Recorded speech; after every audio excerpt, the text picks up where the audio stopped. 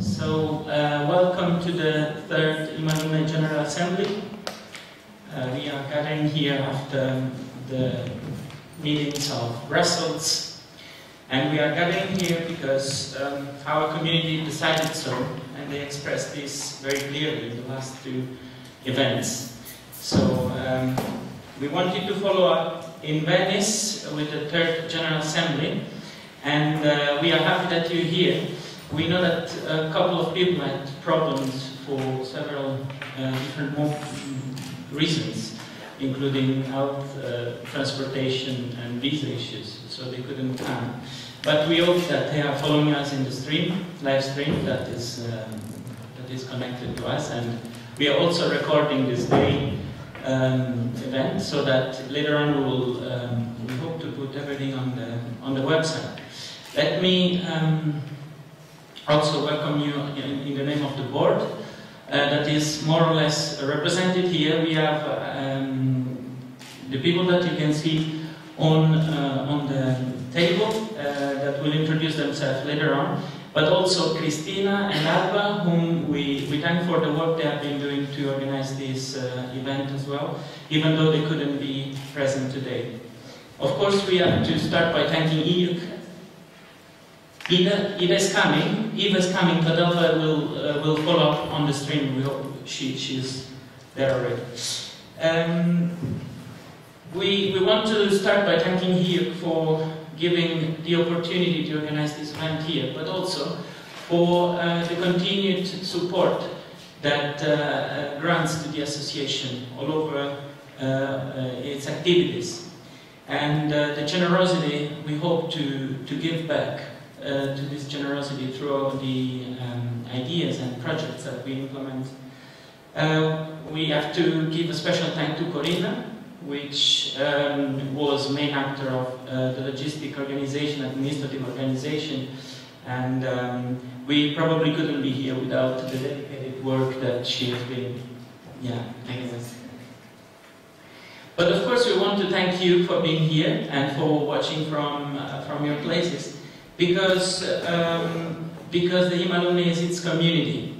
So if you are here, it's because this community exists, and you make it exist by being here, by following our activities, by being active, and your presence here is a very important moment of this activity. And later on we will introduce also the representatives of global campus alumni associations,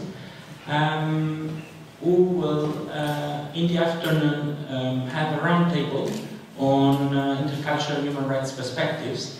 We will come to that later, but I want to thank them already for being here with us. For a couple of them has been very last minute change of schedule, and for another couple of them, unfortunately, they couldn't make it for visa issues, which is unfortunate. Lydia, you want to please? Yes, also for me, very warm welcome. It's fantastic to see you all, and I mean, this GA is really to set the tone for the next time to come, for the next year and a half that we are on the board, but also, you know, we'll create the vision that will form the association and shape the association's actions for the years to come, basically. And it's really important to have a physical presence. I mean, you know, we thought about could we do it virtually only, but it just wouldn't be the same. I think it's really important that we all meet, we get a chance to talk face to face, and we put some real faces behind the virtual world and behind the website and all the digital connections that we have built and that we are, you know, building and strengthening in the social networks and so on, or the social internet networks that we've been building. But it's really important to have that face-to-face dialogue and to have that exchange. And it will be really exciting to hear from you and from people who are maybe watching at home, if they wanted to post on Facebook or so. You know, if you have questions, if you wanted to intervene in the GA, you know, we'll try and incorporate that as well. And yeah,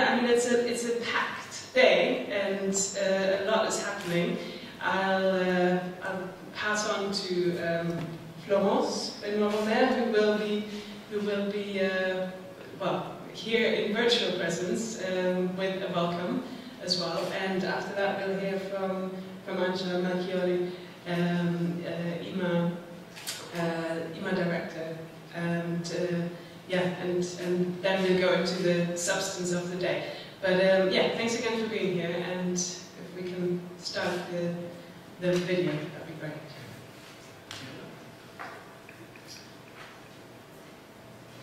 I wish to take the opportunity to thank Nicola for the technical support that he is providing for us since yesterday with the recording of the Career Day, and today with the live streaming of this event. And I think it is very nice, especially considering that it's a Saturday, and he is not an E.MAlumni, but I think we could give him an applause. Whenever you want, with the welcome mass. Grazie, dear Masteroni, dear students. I'm so happy on my behalf and on behalf of President Fischer to welcome you here at EUC today for the third Alumni General Assembly. It's a real pleasure for me. You know that EUC is doing its best to revitalize the E.MA and E.MAlumni association and to involve all alumni in the different activities of EUC.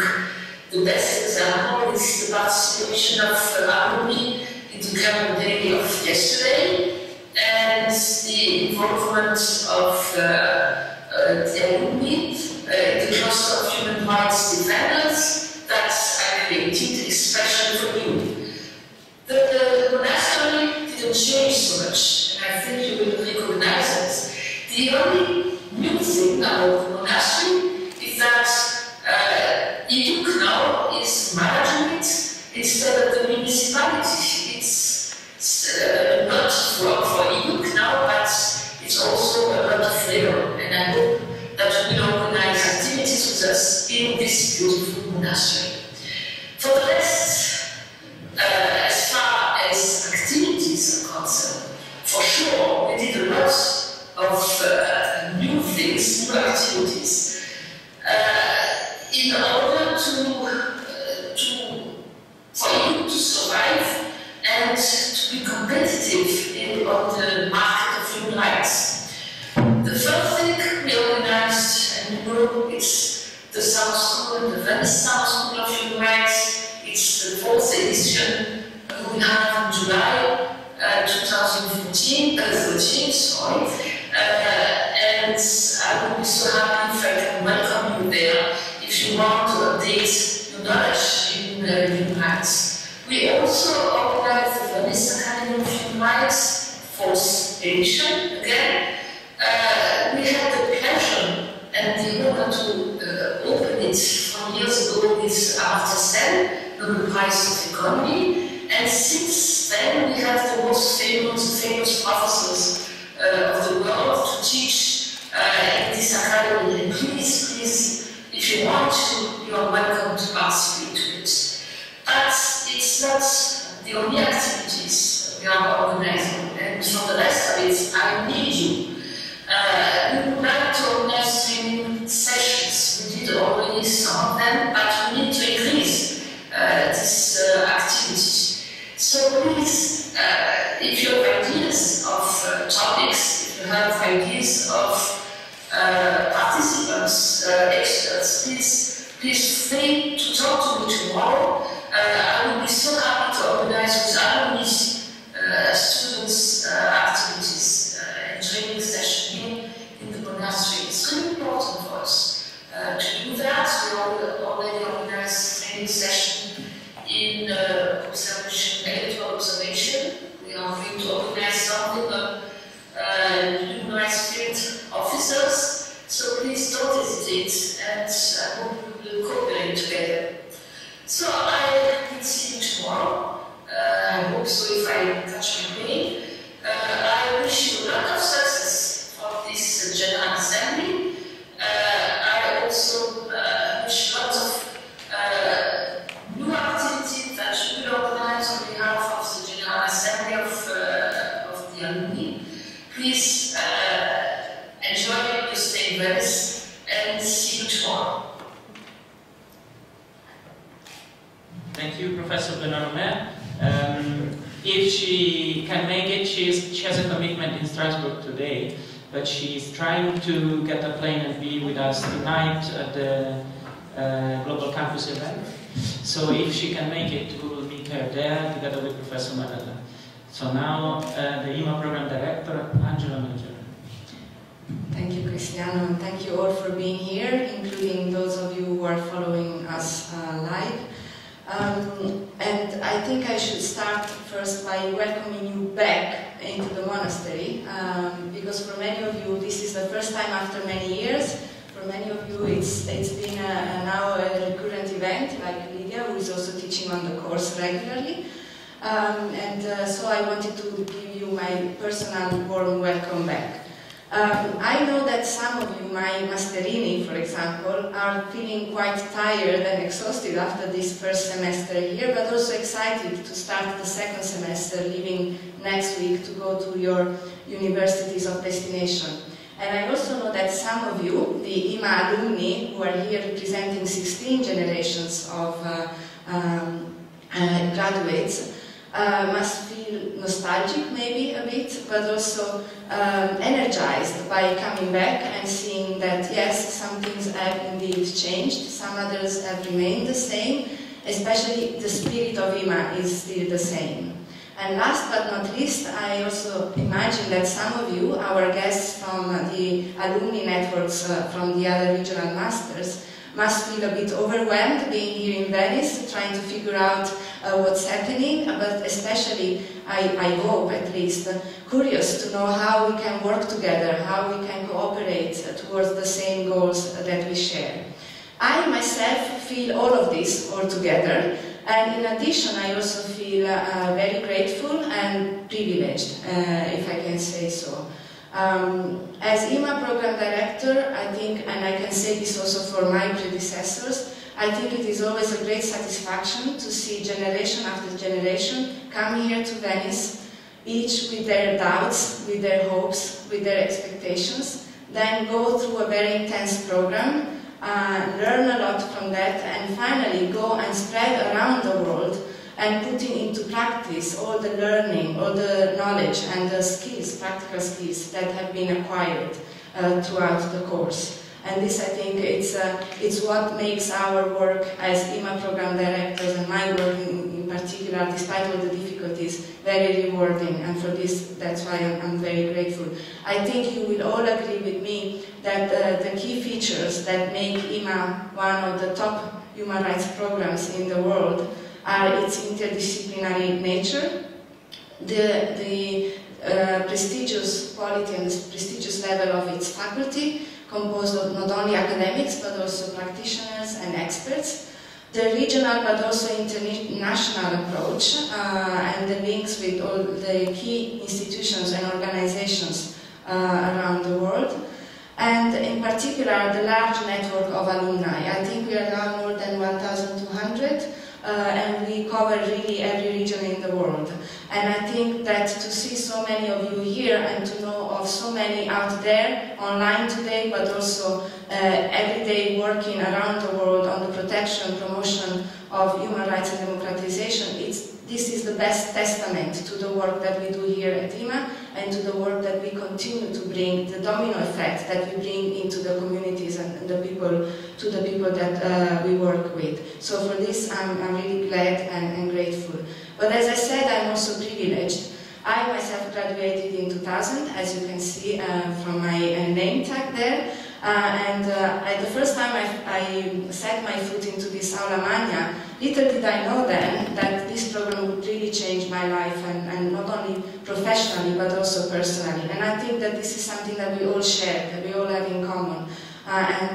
This is something that I also try every day in my work as E.MA Program Director to bring to the students and to the course. What I've learned when I was a student in E.MA was that human rights and democratization really need all our perseverance and our attention, a long attention span. Now, E.MA has been running for 16 years. We are starting very soon the 17th year, and this is already an evidence of how long it takes, in a sense, to start and improve even more and more. And it will not be finishing soon, of course. I mean, human rights work requires a lot of work in the future as well. But it's a matter of giving each of us, giving his or her contribution. And this is also what I bring to the program, and I want to build not only on what I have learned in the past, but also looking forward to the future.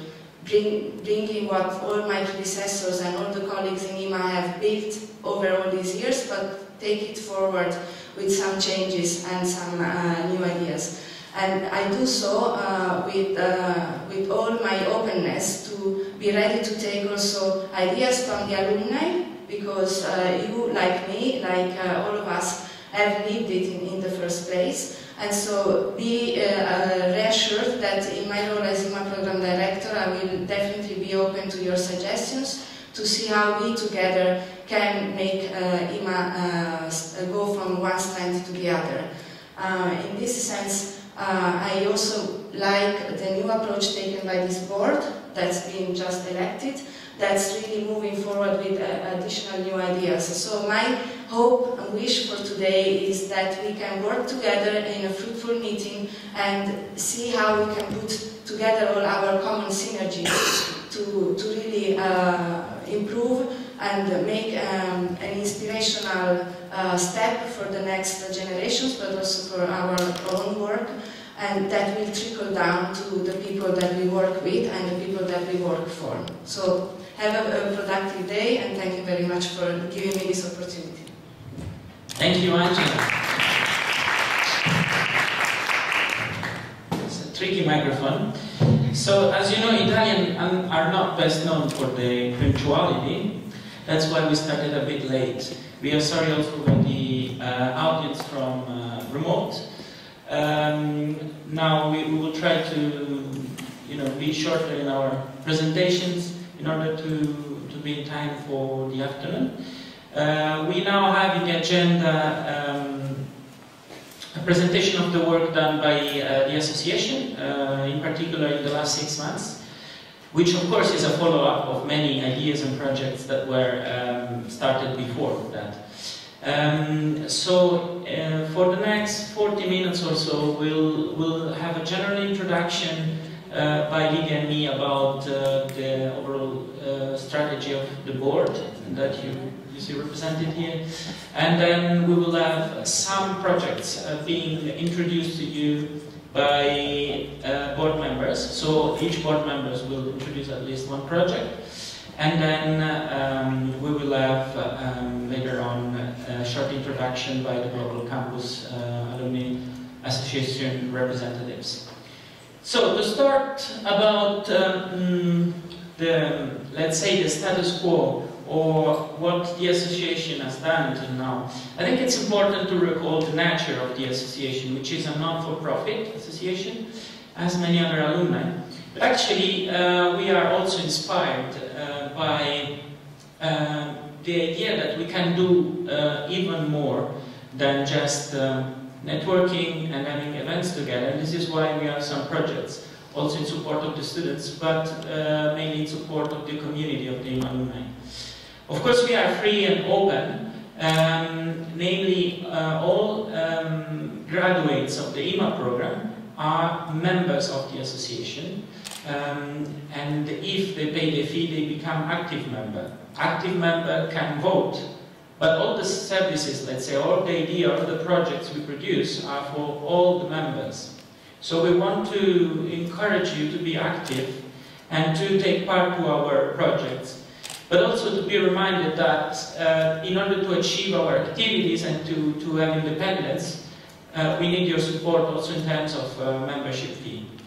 I think we will come to that later with other colleagues of the board. We have been working on different lines. I will introduce a couple of them, and then Lydia will go on with another couple of them. I will talk about institutional building. First of all, by introducing the work done by the board that was elected on 12th of July 2012. And the first thing we had to do was to organize ourselves, to get in touch, to set up an internal organization, and we decided that we wanted a really horizontal model of organization. That's why we had two candidates actually for the presidency, Lily and me, and eventually we decided that we wouldn't have a normal presidency, but we would have a bi-presidency, which means that we share the responsibility, the burden of the work, and but also the enjoyable exercise of being, you know, in this position, which is a privileged one, because we're in touch with many people around, and we get to know many more, you know, things that happen to the community. Then we adopted in the board a delegate model, where all board members responsibilize themselves for project ideas, working groups, and this has been really working until now. This assembly has been organized through that model, where we have shared the work to be done, and there were at the same time other commitments that you will see later on, and we have been sharing the work, and that was really a joyful exercise. Before starting with our new ideas, we were in consultation with the former board, the board 1.0 we call it. In particular with the former president, Yorgos Cosmopoulos, who we thank for his assistance, in particular in the first month after the elections. Then after we created working groups to, let's say, give priorities to the many activities that we could do. Some of them, as I said, were already launched by the previous board. The mentorship is one of them. Lydia will talk about that later. But others were launched this year, for instance, the E.MA Activism Prize. We will talk about it also later. So we needed to prioritize some urgent actions, and the Activism Prize was the most urgent because after less than 3 months of our election, we were able to actually achieve this first project. That was, I think, a good success. We couldn't have done this without the support of EU, and of course we are in a constant negotiation with EU because we are ambitious. At the same time, EU recognized the importance of the alumni, so it's a fair negotiation, I'd say. Indeed, one of the main outcomes of that negotiation has been the approval of our proposal to employ a Secretary General, which for the moment we decided to step forward in that direction through the employment of executive officer, and I'm happy to announce that the executive officer has been selected and is here with us today. Her name is Andrea Petkovic. She is sitting in the first row here. So a warm welcome to Andrea.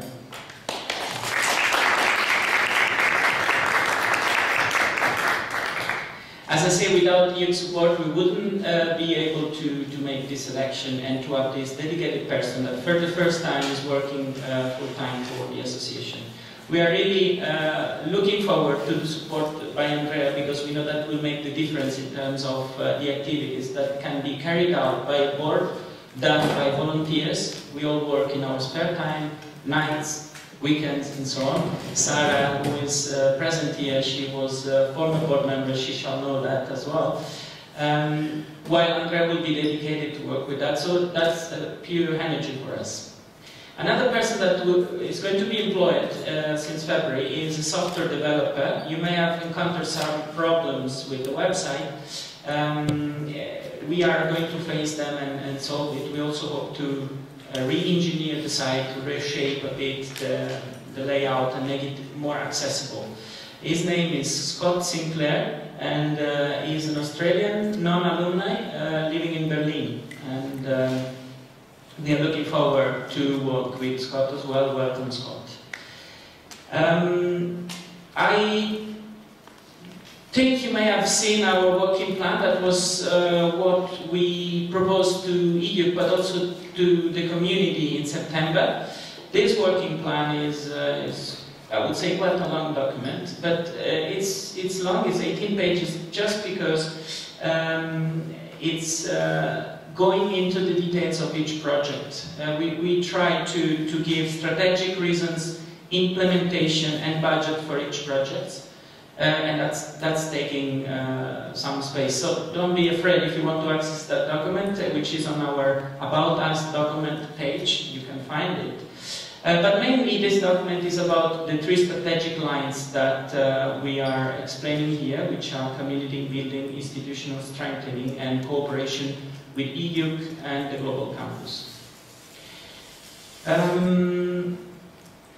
After the first month, we have realized that we were already working actually in a virtual office, and this is done by several IT tools that we are using every day. First of all, Skype meetings. We have Skype meetings bi-monthly practically. Until now we had 13 meetings, the last one, and the first one in presence was here yesterday. So an average of 2 meetings per month. But also because we had some priority to set.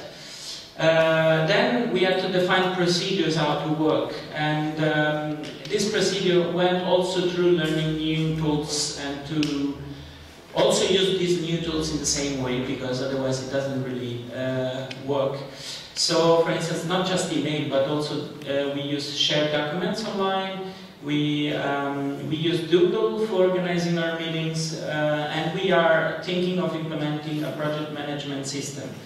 This is just to give you an idea that we have been spending a lot of energies and time also to set up this virtual office, which, as you can see from remote, is not as obvious as it would be if we could have started all in the same place and get organized and then spread.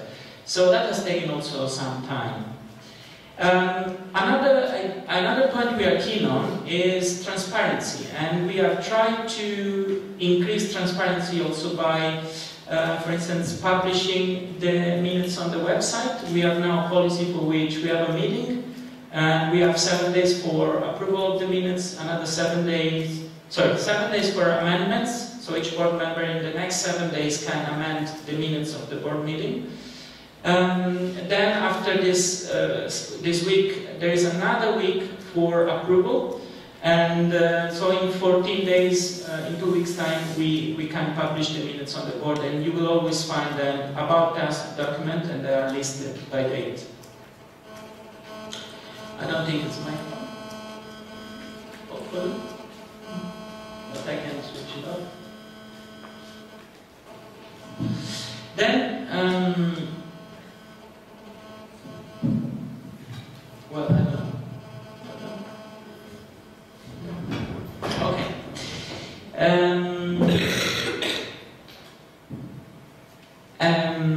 Another point of transparency is the feedback we are going to give, and for that we have to thank Christina in particular. There is a committee that has gone through the selection of the executive officer and software developer. This committee is done by 5 board members, and we have set up some procedures in the selection, and Christina is going to report it extensively. And we also think that actually the draft of this report is so good that we think it could become part of the career service.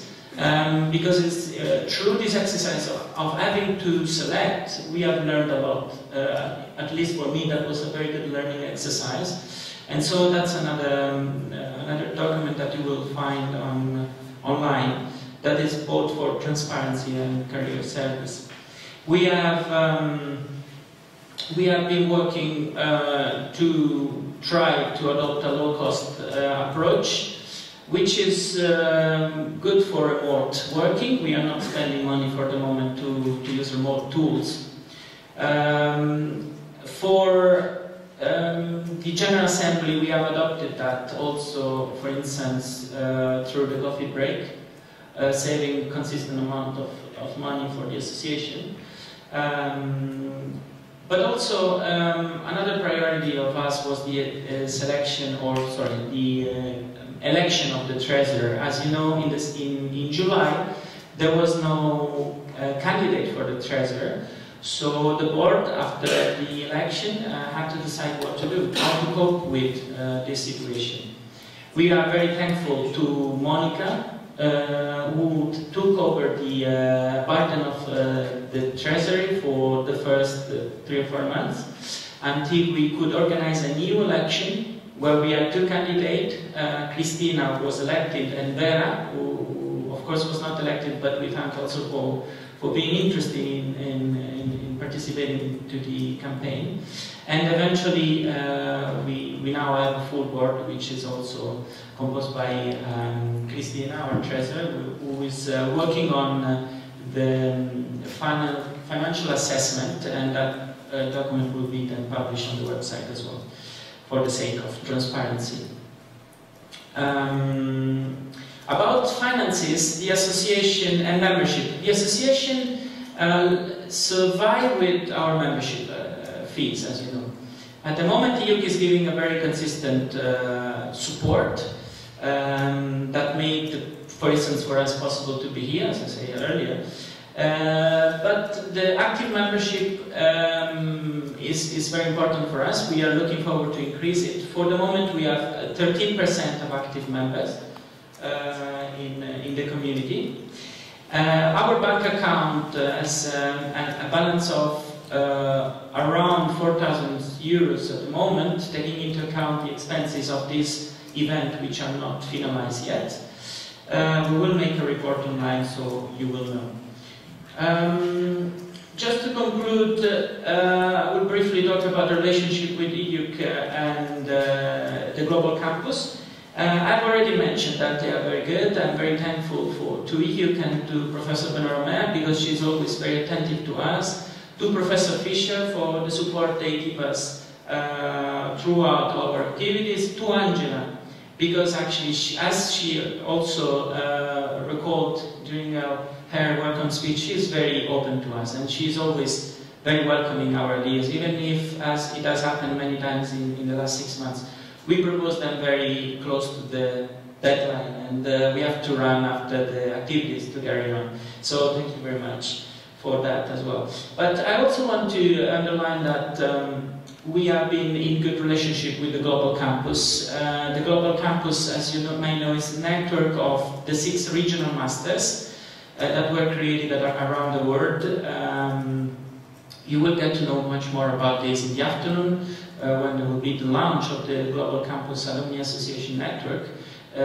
Marco Baldan, who is the Global Campus Project Manager, will do a presentation about that.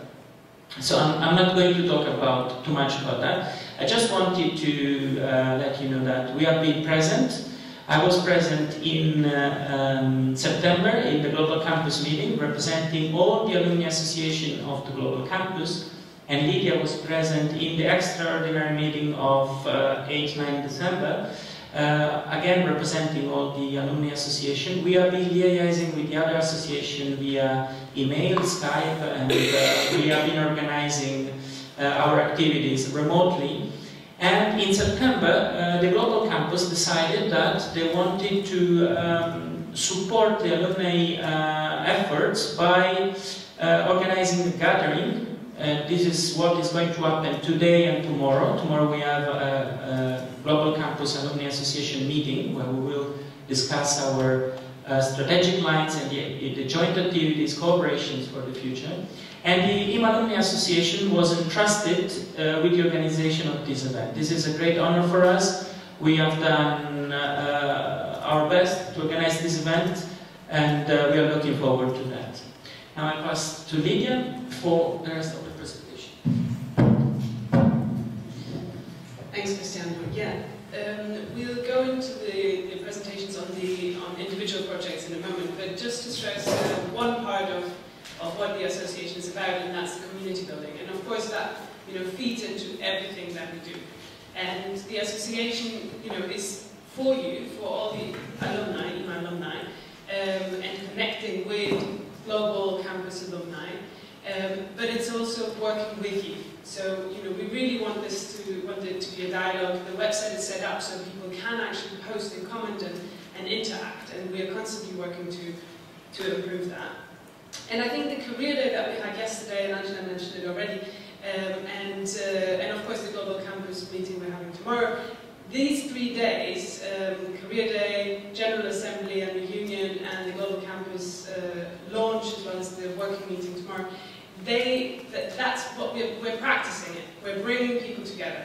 We're bringing students together with alumni, and we're bringing alumni from across the world, from over 80 countries. Our alumni are from over 80 countries, and as mentioned earlier, over 1,200 already. We're bringing them together to working for human rights and supporting each other to continue the learning that has happened here, and to carry out the work and sort of spread the value and promote human rights wherever they are.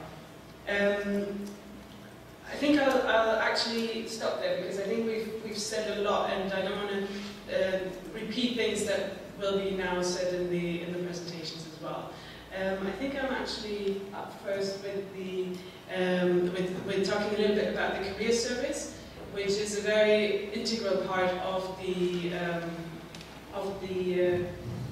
association, and does exactly that, bringing together different generations of alumni, and hopefully in the future as well, bringing together alumni from the different global campuses, or from the alumni from the different masters of the global campus. So let me just bring up the presentation.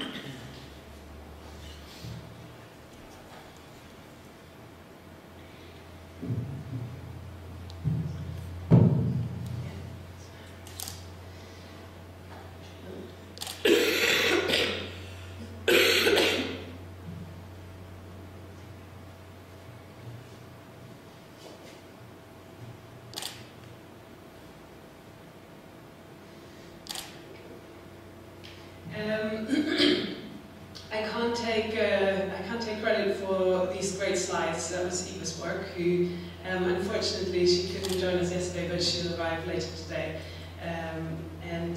Yeah, I'm sure she would have done a much better job at presenting it, but I'll do my best to live up to the standards.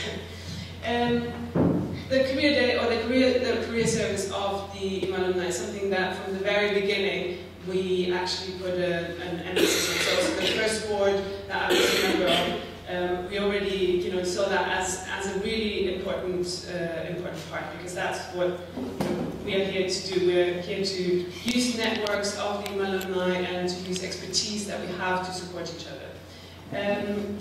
There are, of course, E.MA students, the recent graduates, and then the more experienced professionals. And without wanting to make too much of a distinction between those last two groups, I think it's important to recognize, we have people who are in very senior positions, in very influential posts, and we have, of course, more recent graduates who, we need to support in perhaps different ways. So, in terms of, and I apologize to some of the students who are here, because you might have seen this yesterday in the presentation already, but I think it's important for everyone to be on the same page. So yesterday's Career Day, which happened for the 3rd time already, and it's a joint an event jointly organized by E.MA and the E.MAlumni Association, is bringing together E.MA students and graduates, bringing back people to lecture here and share some of their expertise with current students. And of course, the students benefit by being participants, but we also this year for the first time opened it up to any other graduates who wanted to sit in the presentations. And I would like to thank again the 4 speakers, the 4 experts we had here, who I think shared a lot of important knowledge, and the feedback I had from students was that they took away a lot of good tips and ideas. The more experienced professionals, or the alumni, and are of course then welcome to come back as speakers and facilitators, and that's of course in a way also a professional development for them, because it's something that they can put on their CVs as well, and therefore another positive thing in connecting them and providing that opportunity. We also have a mentoring program, and I'll explain a little bit more about that in a minute. But for recent graduates, of course, the mentoring program might be more appealing in the sense that they'll be mentees, they'll be mentored. But we don't make it exclusive. I mean, you know, a lot of graduates already have, a couple of years' experience.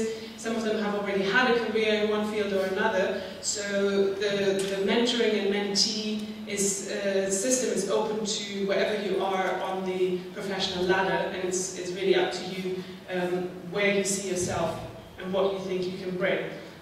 For the more experienced professional, perhaps their value is more in being a mentor to younger or newer professionals. And then, of course, we provide access to job postings through our website, through our email digest. And we have had Marta, one of the alumni, has been fantastic in the last couple of months, actually. She's really posted a lot of fantastic job opportunities and internship opportunities on the web. But it's, again, something that is open for everyone to post. And we would expect also those people who are amongst the alumni and are hiring within their organizations to put up the opportunities there and seize the chance to have a free advert, virtually go out to over 700 people who are registered on our website. And we have, of course, internal and external job postings as well. So we have EOC, who posts fellowship opportunities and other things that come through, and as I mentioned, external recruitment as well. And we have resources, and people can profile themselves on our website. So if someone was interested in specific expertise, they could even look through our profiles, through our directory on the website to find an expert who might be able to provide some training or give some input or be a consultant. And we have now, of course, the executive officer. We used to have a post that was a career officer, where there would be documents produced and lists of websites where particular or jobs relevant to human rights expert would be advertised. So that's something that we're stepping up now, obviously, with because we have Andrea, who will do a great job, I'm sure. And we have all the networking opportunities, and I don't need to say much more on that, I think, because you're here, some of you experienced yesterday, and there will be more opportunity for that this evening as well. We'll hear more about some of those projects in a minute anyways. Just wanted to briefly show you this, for everyone who's not seen it yet. We have this world map on our website. You can zoom in, you can see where people are, and therefore also connect with them in the places where you live, and or where you're moving or where you're going on holiday, to connect with people. Just briefly, their profile, this is what a profile looks like. I wanted to bring up someone else's, but I thought that wouldn't be fair. So, and now let me just explain the mentoring program a little bit. The objective is basically to connect E.MAlumni one-to-one and to use networks, to use our networks and expertise. And so that's been sort of the smaller objective, but of course we can take this much further. And up to date we have had one pilot program, but now with Andrea being in post, there is actually the capacity to do much more and to take this further and to use the learning and use the ideas we got from feedback from people to implement the next round, the next cohort. The way it works is really easy. I mean, people complete their forum profile, send a CV, and they complete an application form. The application form asks people what they expect from a mentor, what would they like to have advice on or support on. And we then match either internally, or if people suggest an external mentor, then we formalize that relationship. And examples can be professionally, but can also include things like how to combine professional life and family life. We had, in the first pilot cohort, we had 14 mentees and 15 mentors apply, and one applied applied for both to be a mentor and a mentee, and that's absolutely fine as well. We had 13 initial matches, basically we identified that 26 people who would be really good match and paired up.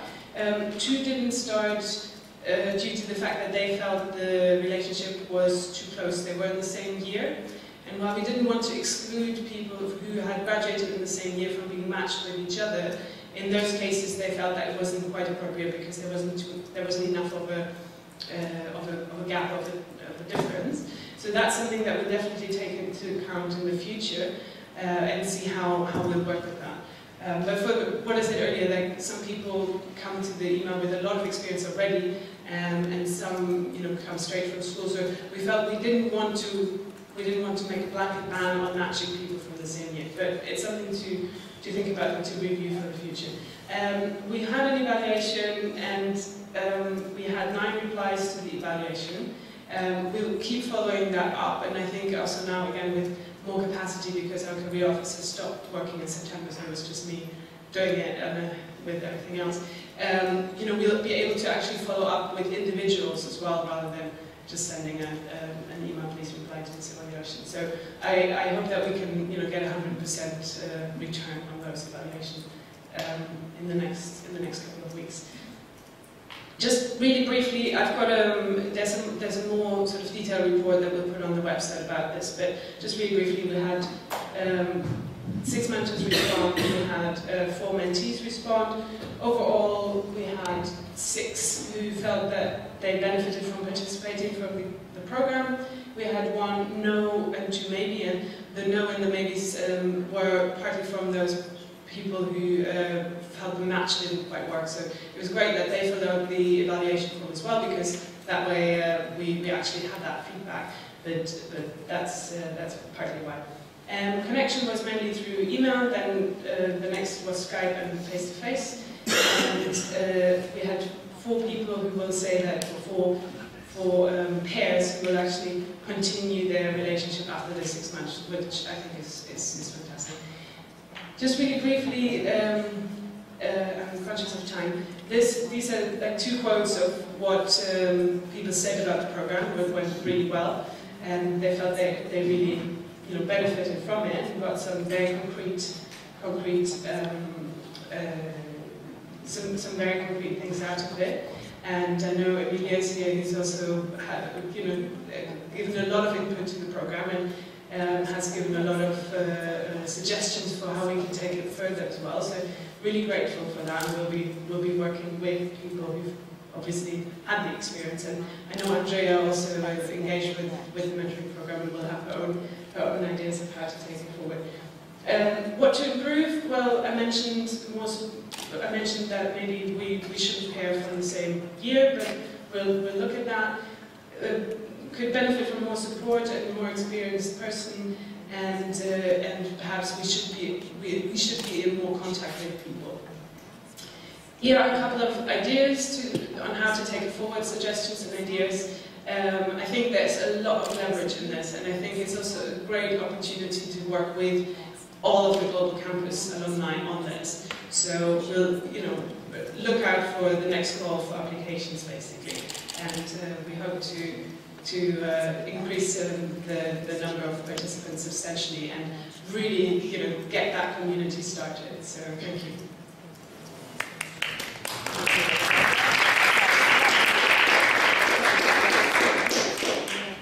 Next up is Sophia, and she's going to talk about the project E.MAlumni in the field.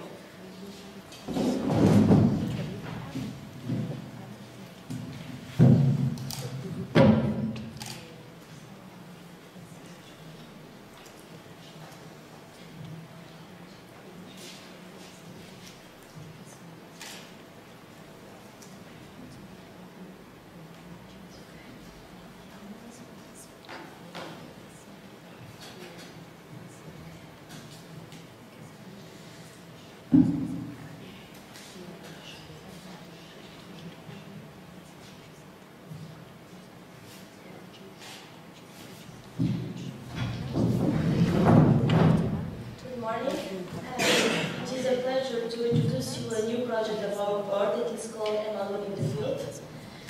The takeoff of the project, as the airplane suggests, took place on the 10th of December to celebrating International Human Rights Day. It was designed to transform the figures of our website into faces to show how lively is our association and how rich is in persons, experience and knowledge. The regional expertise of our community covers the entire world, as it is represented by this map. And beyond the diversity of locations, we can also list a diverse range of thematics, from children's rights to human rights in armed conflicts. And the aims of the project, they are mainly three: increase the visibility of E.MA graduates, intensify their exchange of good practice, and highlight the impact of E.MAlumni in the field. How you can take part? You can record short video, 6 to 19 seconds, and reply to each question in 10-15 minutes. And it could be great, 10 to 15 minutes, sorry. And it could be great if you could also use the environment of your professional work. And no need to be a director of a movie, just feel free to use your phone and say a word about the introduction, about you and your motivation for human rights. What was the impact of E.MA in your career? And how E.MA contributes to strengthen the dialogue between you and non-EU people? And now, in the end, I would like to show a video that Daniel Grivel, that is over there, kindly sent us, that I really thank you. Pleasure. Just to give you an example. Sorry.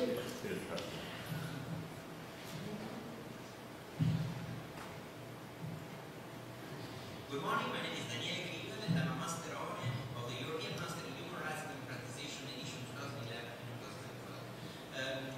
And I of the E.MA Activist Prize 2012. I'm very proud.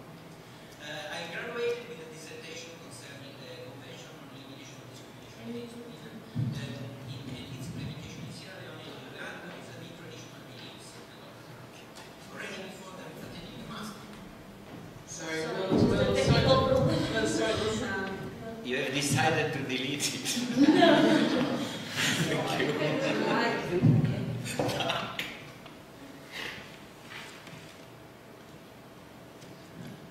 Nicola, do you think you can increase the volume of it or something? We can go to our website. It's easier. Does this look like it's at maximum? Puoi doppiarti, vedi di fianco. Sì, dovrei essere in grado, cosa 10 volte.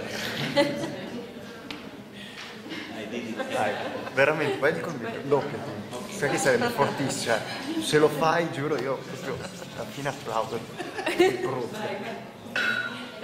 Guarda, bellissimo, se ti doppi. Facciamo un diretto. La faccia è gonfia, l'ho fatta per essere Ma aspetta, Nicola, aspetta. È qua. Cristiano, can I say something in the between? Could you just talk over?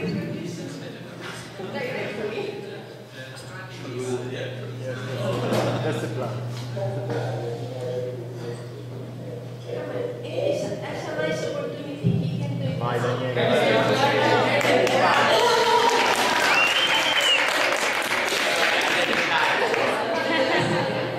I don't know who is in the video, so my name is Daniele Grivel and I'm very proud of it. And I won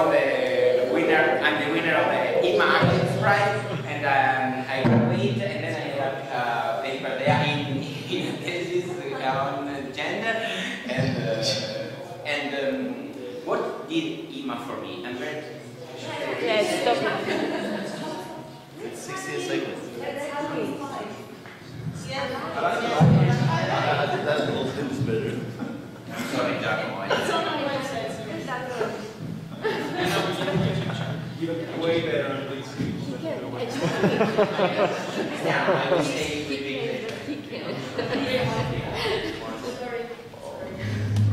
what I can say in 30 seconds. What I said in the video. That I graduated last year. I had the big honor of winning the prize, the activist prize of 2011-2012. I was very active, and they were very patient in allowing me to start them for everything. And what I think is important is this thing. What E.MA has done for me, I think that my approach to the job is completely changed, in the sense that I really managed to mix what my experience in the field was with a better framework. Now I can really face project writing, analyze the structure of the situation, and I'm taken definitely a bit more seriously than before, that I was just, okay, this is a man on the field, from the field, and as I was saying yesterday, and as not the structure, and I'm really satisfied about this point of view. I think that's all. Thank you very much. So just to finish, thanks. And if you want to be in touch, email me, send me my email, and our new logo that we have created this project.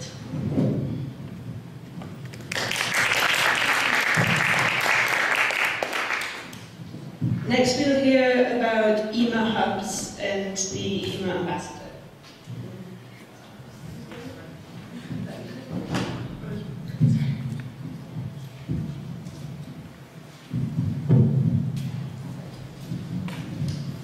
As Lydia announced, there's another project which is called E.MA Hubs and E.MA Ambassadors, and it's mainly in the context of community building.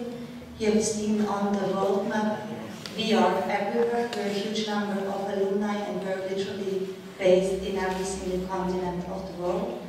So this is a big resource for us actually, and for every member of our association to get in touch with people wherever they go, either for professional purposes or if they go for even holidays to meet up with other alumni.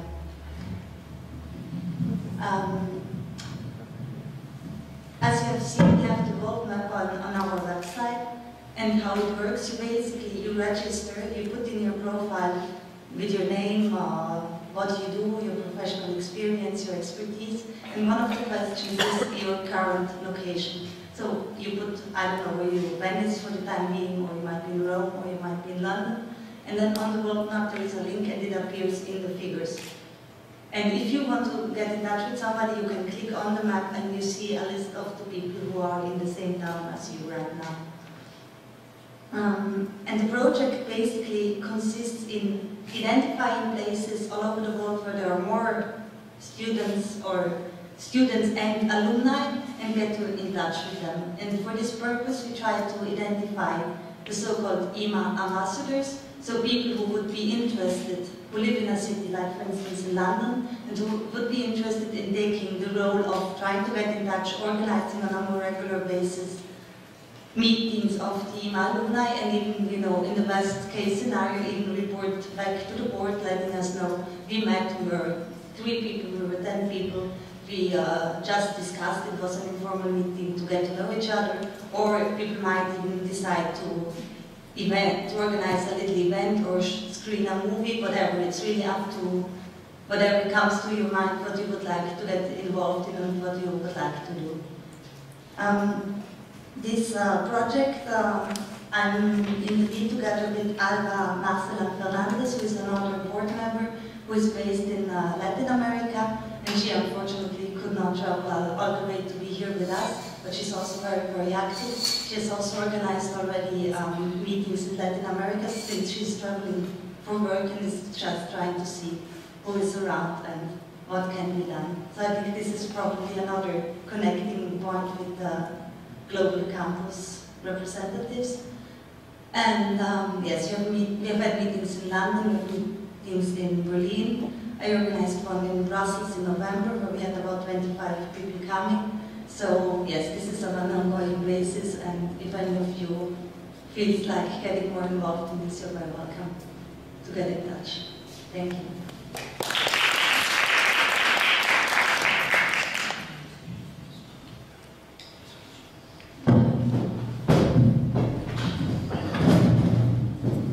Next, Cristiano will introduce the E.MA Activism Prize, which you mentioned in his welcomes. Yeah, can you hear me? The E.MA Activism Prize was taught in July and structured during 1 month to give, actually to highlight a part of the E.MA which may not be so evident, which is the part of the activities carried on by the students. Most of them are collateral activities, but that have an impact on human rights as well, and on the community as well in the Lido. The idea was to, of course, to get in touch with the students, so to, let's say, connect with them even before that they graduated, and was also to highlight that human rights needs activists, and in people that, you know, get in trouble, let me use this word, but that get engaged in activities that are not always easy, and that are not always, you know, comfortable, but are important for human rights and for the community. I'm not going to spend too much time on that, because we have even seen the video of Daniele Grillo, who is the human rights, the E.MA Activism Prize winner of 2012, the first one. And we hope you will have a good successor this year, and we will be in touch for that. Now I would like to talk to you about another project that is ongoing at the moment, which is called E.MA Arrivals.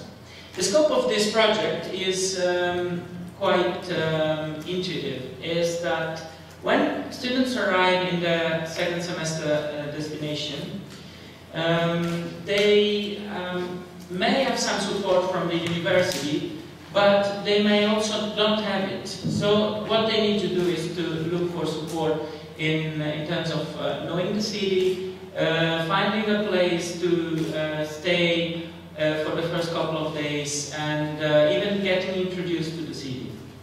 So what I wanted to say, what I wanted to show you now, if the internet allows us, is how does it work, because it's very easy. The main idea is that there is a form that all the alumni and all the students can fill in. They specify if they are alumni or students. And after that, they can make the match. So they can contact the people living in the same cities, in the same city, so that they can get support and give support. Here is the post that we used on the website to launch the project almost 10 days ago, 12 days ago. And here's the link to the forum. Let's use our great program director, Angela, to make an example how does it work. So you go to the forum, and then you have a short introduction about the project, which is mainly what I just said, and then you have to fill in. This is very fast to be filled in. Then you put Angela Melchiorre. I know she's eager. She's looking forward to support that. So Angela Melchiorre at euc.org. E.MA City, Venice. Link to profile will probably look later, because now it would take a while. We could even, let's see it later. She's not E.MA student 2012-2013, so she's an E.MAlumni. And what she could decide what to offer. Couch, bed, apartment, whatever, for 2 or 3 days to a male, to a female. She is very generous, so order. We can even just meet. I am a very nice person. And then we submit the form. When we submit the form, we have confirmation that has gone through, and we have a link to the spreadsheet. What is suggested in this page is that you bookmark this link so that you can access in the future, because there are people that are registering on an ongoing basis. In this link, in the database, there is a number of responses given.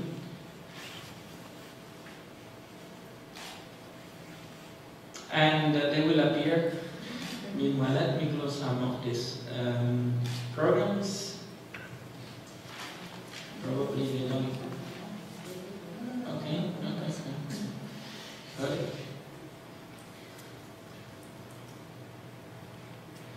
And then there will be a list of all the people that have filled in their E.MA Rivals form. And they are, of course, there you can see if they are alumni or students, and if you can see the city where they live in, so that through the email you can get in touch with them. Actually, if you are an alumni, you can get in touch with the students coming to your place. But if you are a student, actually that's more logical. You get in touch with the alumni that have given their availability. You can see that we have Coimbra, Poznan, even Geneva, which is not really an E.MA city, actually not an official one, but there are a lot of alumni there. Brussels, Lisbon, Vienna, Nottingham, Luxembourg, Ljubljana, Budapest, again Luxembourg, Padua, Cyprus, Lisbon, Venice now, Graz. I mean, there are a lot of cities, and I really hope that this may be of some support to the current E.MA students, but we also think that this is a great way to get in touch and to strengthen our community among alumni and students. So when they get in touch, we hope that then they will probably follow up with the E.MA hub, and that they will identify ambassadors and so on, so that our community is able to grow. I think that's it from my side. Yes, I will. Okay, I don't know who next is Corinna with the E.MA Day.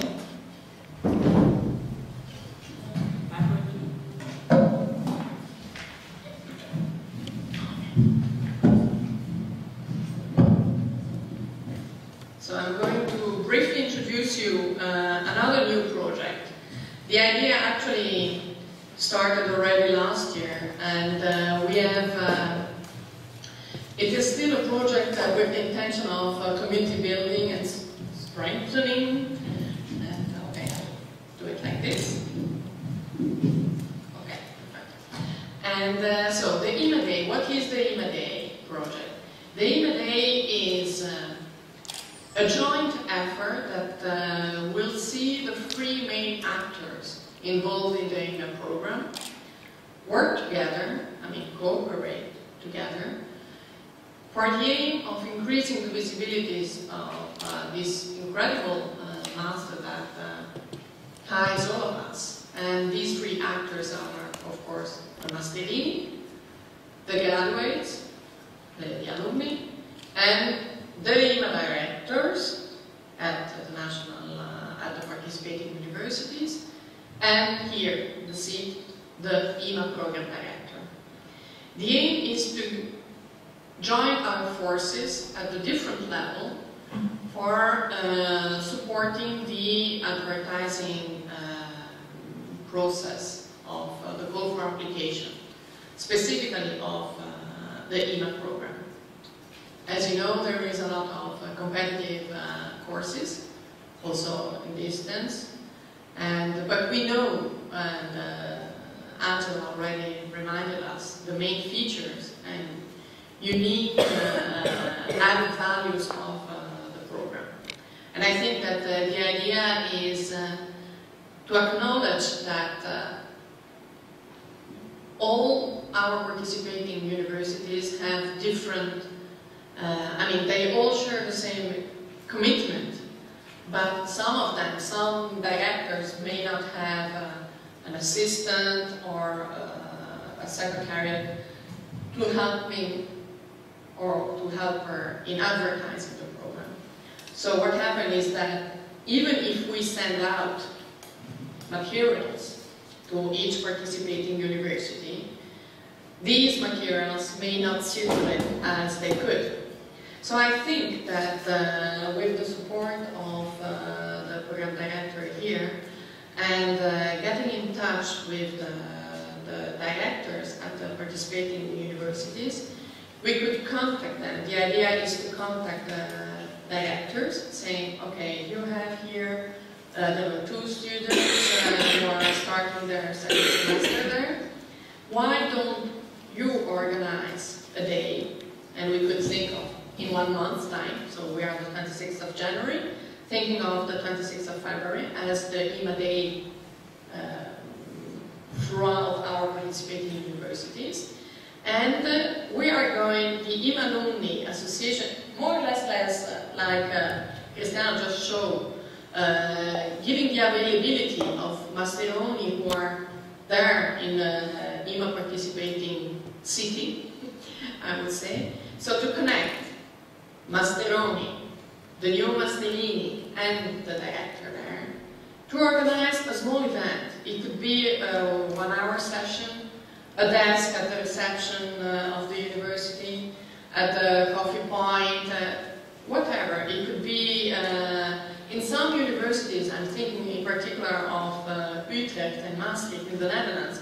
They are very dynamic and active, and every year we constantly receive the request to have additional material from them because they are organizing master days or career days, and this is the E.MA program matches very well with Angela. We already participated in 2 career days as well, one in Milan last year, and this year we had one also in Kafovskaya.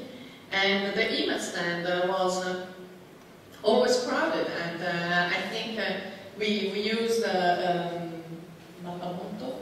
globe, and to immediately give the sense of you start all year in Venice, then you are about to start next week or in 2 weeks in one of the 41 universities, but then you are going to work all over the world, and the association map that you can find on the website is really, I mean, a living tool to show you, okay, let's see, just by curiosity, okay, let's see who is in Australia, who is working now in Africa, who is, I don't know, whatever. And I think, as Cristiano showed, there is a possibility to meet people in Geneva, in New York. I mean, there are people, brilliant people, who have all passed through the class here, and I think it is a very genuine friendship and spirit, and I mean, we have all been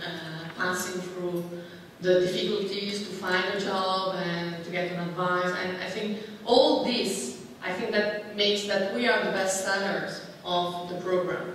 So if in this sense the E.MA Day could put the energies of the Mastellini who can actually reply to possible candidates because they are actually living the E.MA experience, to graduates who can give feedback on one of the most frequent questions that we are receiving in fairs is, what can I do with this degree?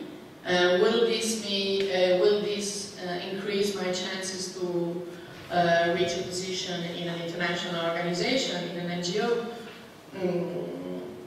Will I be trained for working in the field? I mean, these are all very practical questions that maybe can complement, I think, the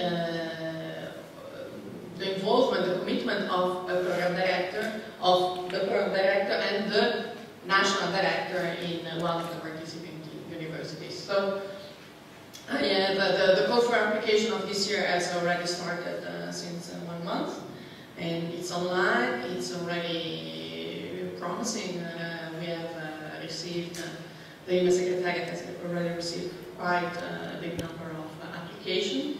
But I think that we can have this pilot project this year, maybe identifying 3, 4, 5 universities and make this test. And then see the best practice and think about things that we can improve. And being ready for next September, and in order to have the wide community of professors, academics, and then we could, I think that already last year some of alumni that were not in participating cities, but who are working in IGOs and NGOs spread all over the world, they asked for materials. And they put a poster in their office, they went to meetings, and very often when you have meetings, you have a desk with promotional materials of the different institutions represented there. I mean, this is also the reason why the promotional materials that we have done this year do not display any kind of date. I mean, these are promotional material that you can use all over the year and in whatever circumstances. And it's then just up to you if you want to just type, write down on a piece of paper a deadline for application and you put the deadline, or whatever, your email address if you are in an NGO, and say, if you want further information, please contact me, not on my door, this is my office. So the E.MA Day, we will let you know in the next week how to best organize this. And so I think that it's going to be another opportunity for Masterini to meet Masteroni, and also to have tips, and maybe this could generate into a mentoring or whatever. So this is a new project that I think could have an impact in increasing the visibility of the program all over. So this is for the E.MA Day. And of course, if you have suggestions, just write to me, or I'm of course always open. And the other project that is already that started with the previous board is the E.MAG, the magazine of the Alumni Association. And we have, for now, 2 issues, so one per board. And we are going to upload it on the website and make them available on the E.MAlumni website. And so it is, again, a tool for sharing experiences, and it is the place where you are going to find reports from field experiences from graduates. And in the last board we had elected a theme of the year, and it was the Arab Spring. And so there were Masteroni who have been reporting on the Egyptian revolution, and I think it is always very interesting to see what graduates are doing, and the problem that they are facing, the challenges of the profession. And I think that this is, again, another space for exchanging ideas, best practices on human rights and democratization issues. And everybody's welcome to contribute. And in the E.MA of this one of January, we have also an article from a student, a current student, on her arrival here to Venice.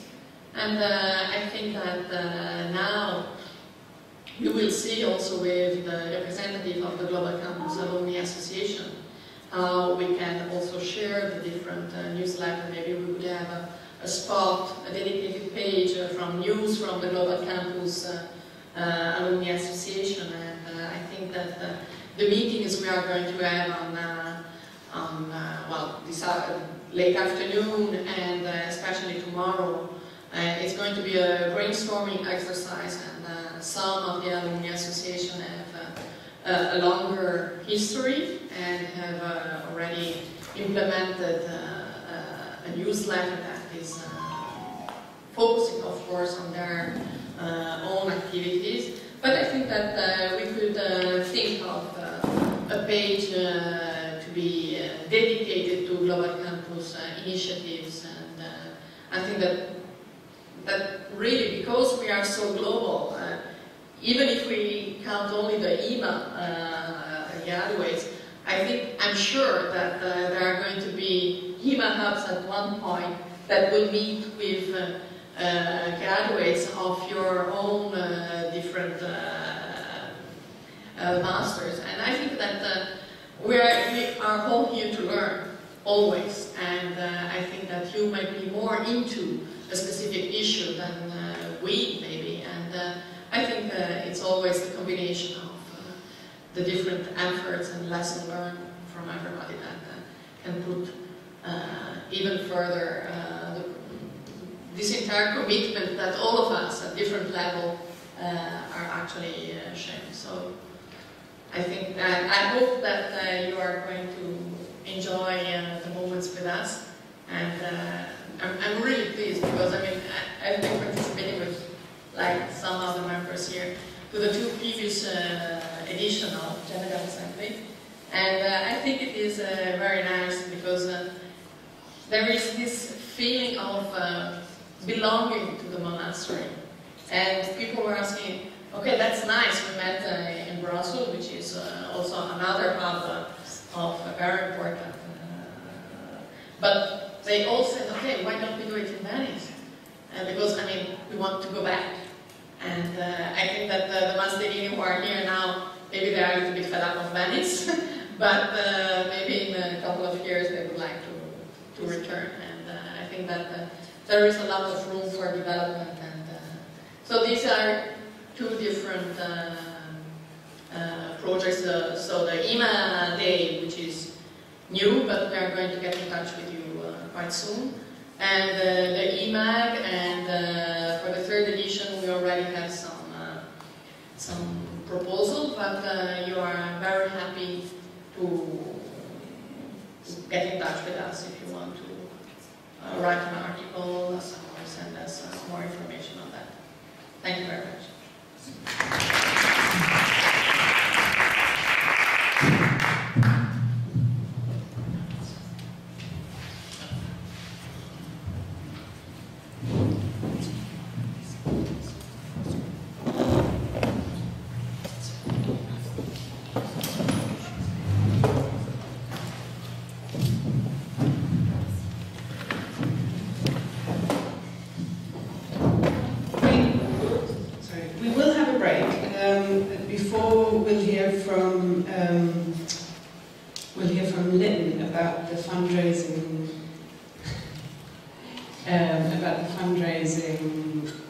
Initiatives of the association.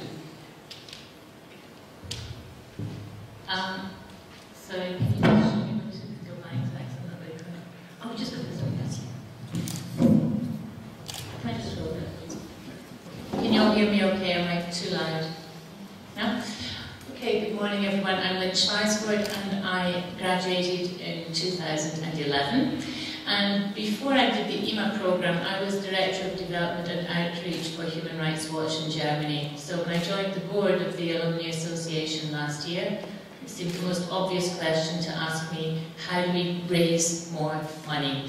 Because I think, as you've probably noticed, all of the activities that my colleagues have just introduced to you, a number of which I think are really excellent, worthwhile projects and activities.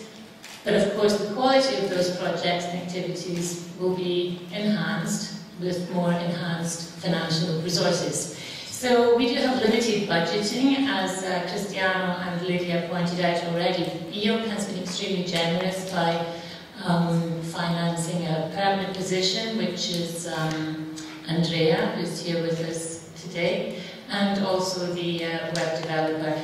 But as you can imagine, all of these activities and the work of the association, they require a lot of coordination and time and energy. And as I'm sure you're aware, we're all volunteers. We're really doing our best to make this association as lively and as vibrant as we possibly can. So before I continue with the fundraising, and I'm aware that we're a little tight on time, I think, we're running behind, I would just like to dispel maybe the general myth about fundraising. I think if people are not in the business of fundraising, they tend to think it's you have someone who just goes out there and brings in money. Somehow it just falls into your lap, or you make an application for a grant.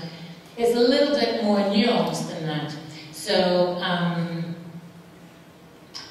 what we call it is actually outreach and development. Because if you think about it, asking someone to give you money means that you're asking for their trust, you're asking for their conviction and their belief that what you're doing is for a good cause. So, outreach, you're communicating what you're doing and your mission to a target group. And our target group, I think we would all agree, are people who are obviously E.MAlumni, former graduates, but also people who are already in our network, maybe in a professional capacity, people who have lectured here at the E.MA program, and possibly also some associated individuals who have been guests or students at the Venice Summer School or the Academy. And the development part is basically raising the money from those people in our network. Because our major donor is E.MA, but we have a lot of other possibilities to find money. And it's basically you. So, at present, I have different numbers from what Cristiano quoted earlier, but that's maybe because we just recently got a financial update from our new treasurer, Christina. So at the moment, we have present annual income, my number is €2,100 per year. That's from only 70 paying members, from a total of 1,218 graduates. My numbers mean it's 5.7% of all graduates, which is not a huge amount. So therefore, if we want to expand our funding, we really need to work on expanding our membership, and we can only do that if we make membership meaningful and beneficial to you. So what we have to do is to recruit and to retain membership. So obviously every year of the E.MA program, new graduates coming up, it's around 90 students every year. It should, to my mind, be an automatic thing that those students automatically, spontaneously realise the benefits of being a part of this network and staying a part. Obviously the career services must be an extremely attractive benefit for new members, particularly for the fresh alumni. Obviously the more the career paths of graduates evolve, then the more distance you're going to be. And I think it's great that so many people actually from the E.MA program are here today, even though they graduated quite some time ago. And I think it speaks a lot for the E.MA program that it has some kind of pull. And I think it's not just the beautiful surroundings of Venice. I think this program does obviously attract a lot of very smart and like-minded people who are very, very committed to a cause, and I think that's a great USP, if you like. I think it's a very distinct advantage of this alumni association, because we're not spread out within a million different specific subjects. We all have human rights as our bottom line main motivator. So, the benefits of being an alumni member, the career service, but also, as I pointed out, this incredible community. And as Monica pointed out, something that I'm particularly excited about is the launch of E.MA hubs. Because having a network online is one thing, and I know that all of you are, I'm sure you are all Facebook people, so we all know about the online network. But I think networks really only show their value when they come into being, into life, and when we sit down and face each other face to face. So finding a means of doing that by identifying people in the major cities in Europe and now around the world, hopefully with the help of the government and their collaboration, I think that will really, really add an immense amount of value to the network of the E.MAlumni. Okay, as I mentioned, the challenges that we have is that alumni may fall away the longer they are away from the program. Therefore, the membership and our resources fall away. Interest in things like up until now we had the extra benefit of being a paying member was that you got to vote in the General Assembly and vote on issues that would essentially affect the members. I think there's possibly only a limited amount of interest in that. So we do really have to find ways of making membership as attractive as possible for as long as possible. And the fact that we are non-profit, but we're not an NGO, so our possibilities, the chances of us making applications to grantees like the Open Society Institute or like-minded institutional donors are really very, very small, if at all. So we really are relying on your support, on our members, to keep us going. Okay, so make benefits accessible for paying members only. Bring our network to life by creating local clusters. I think also a key to making those clusters or E.MA hubs successful is by identifying some ambassadors in the major cities who can really take on a little bit of responsibility and make sure that the meetings or the activities or the events that take place happen in a strategic way, in a coordinated way, because I think at the end of the day we'll all have more from that. And with everything that we do, if we bear in mind that we're always working to recruit and retain our members, then that will also feed into how we communicate to and with our members. So that essentially has an impact on our communication strategy. How often do we send out emails? Why are we sending out emails? What's the content of that email? Is it for a specific purpose? Is it a push for recruitment of new members, or is it a push to retain existing members? Reminding people constantly of the benefits of being an alumni member. Okay, so maybe some targets, which we were, I just came up with this, my own personal thing, but obviously we're having workshops this afternoon, and your input and your ideas would be really, really helpful. But I think it is feasible to say that we could increase our membership to 300 within the next 2 years, if you consider that 180 students already are automatically coming through. So then there's just a bit of work to do to retain a few more. That would bring a projected income of €9,000. And what we would do with that money then, I mean, essentially that's up to you and up to the board to decide how we would do it, but I can imagine enhancing some of the activities that take place in these local clusters or hubs, as we're calling them, having some funds reserved to possibly pay for the cost of travel of a distinguished speaker to come and speak to one of your E.MA hub meetings, something along those lines, or to organise a larger event, a panel discussion or a film screening event with a visiting associated friend of the E.MA alumni. And at the end of the day, I think it's also very important for EOP that we have a strong, vibrant group of people who are out there waving the flag and essentially doing the marketing. We're really kind of, in a way, salespeople for E.MA, because the more active we are, then the more that speaks for the E.MA program and the E.MA experience. Okay, so just to finish, Eva came up with this wonderful quote: "Money is an outdated currency, we wish. Brains and ideas are the new world currency that is not subject to duties and taxes. We need your ideas." Thank you.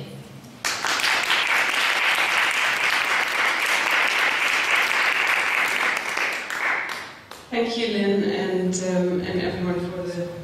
Sorry. Yes, I think communicating now, you need to have some hearing, because it is all top-down communication. That doesn't help our association to improve. So don't tell me go back and communicate through our network board that is here, because I paid the ticket and you paid the ticket. You have not paid the ticket. Okay, we paid these tickets to be here and communicate and have to say things. It's not always so nice saying things, but you have to do it. So, this presentation, if we see as matter or as communication have results like that. Why? Because of the hearing. Why things do not go. It's not to give me only the good arguments, you have to pay because you had this and that. All these people that do not pay, they have some other arguments. It's not that they are stupid or they are looking the other way around. That can happen for a small minority. But a lot of fans, or of them, I am for these ones that they pay. I still continue paying, I don't know for how long. So I like, we said, to maintain this membership. And I give some time on that to myself. It's not that I give to, yes, I do the association, not to complete people. But I am still with a question. So what I need and what I don't have, though I believe that we can have it with small things. So, first, the hearing. Emilia, sorry. Yeah, 2 things Sorry for the microphone. Sorry, I take long, we have to wait afterwards. I think this is an issue we can discuss in the working groups. We have created that idea precisely for that. And then there will be a report of the working group to the assembly. So, I think that the best moment... I will only do 2 things. I will not take long. Okay. One is, if I am a member of an active community of thinkers, and we are activists, experts, but we are thinkers also because we are at a master's degree level. I am a member of this community and I want to have the possibility to work, to exchange seriously as an intellectual with other like-minded. And I want research or whatever, and I want to build up communities of interest that we can interact and we come with products which probably in the future also can raise money for this association or for people that need. And the other issue, and the second issue, we don't have any kind of certification or at least acknowledgement. We have the mentoring scheme. I have been a mentor, I am still a mentor. How can I prove that to my CV? At least an acknowledged letter. Or for our participation here, things like that. If not, I will not continue paying. Thank you, Emilia. I think that many of the things you're saying, they are very right. We actually are doing the best to improve communication. You know that we're welcoming all your opinion in the website, in Facebook, and you have our mail published in the website. You can be in touch with us all the time. We have been replying to a lot of queries from the community. And the reason why we are here today is also because we want to discuss these things, and we are all on the same stage. So that I just want to make a puntualization on a figure that has been given. You mentioned 13% of active members, which is true because the active membership includes the last generation of graduates. So if you add the last generation, you reach 13.10% or something. But the paying members are just 5.7%, that's true. And we are really looking forward to increase that, and we will have more discussions. I think we have, with Lydia, we have talked about a better idea for the agenda, to have a break now, and then to have our guests from the Alumni Association of the Global Campus to introduce themselves later on, and then we go in the working groups and we follow with the agenda. So we just go for a coffee break, I would say 10 minutes. The next door is the coffee break, so you can help yourself, and we'll meet you in 10 minutes time. Thank you.